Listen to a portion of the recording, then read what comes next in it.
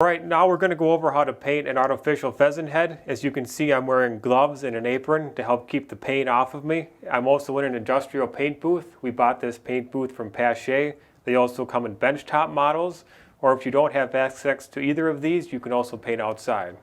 We're not going to wash the head in lacquer thinner or anything like that to get started. We're going to go right on with our primer. We're using a Krylon gray primer. We're going to give it 3 coats about 10 minutes apart.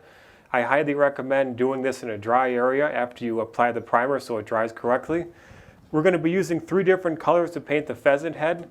It's going to be super hide white, a polytranspar paint, blending brown, another polytranspar paint, and base coat sealer.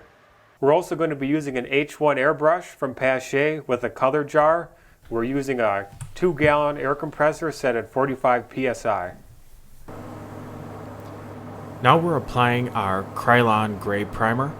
We give it 2 light coats and we let it dry for at least a half an hour before we start our airbrush painting.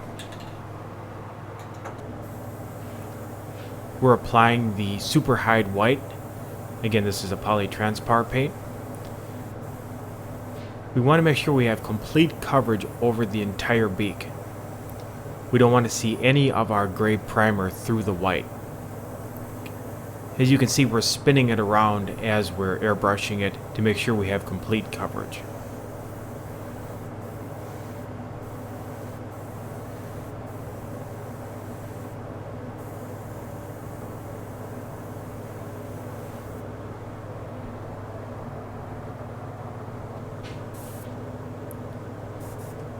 Now we're going to be applying our blending brown. We're getting the airbrush prepared. You want to give it a very light coat of the blending brown. We just want to knock down that super hide white look and turn it slightly over to brown. It's much better to put a light coat on to start. You can always add more. You want to cover 100% of the beak. Now we're applying our base coat sealer. This is our top coat.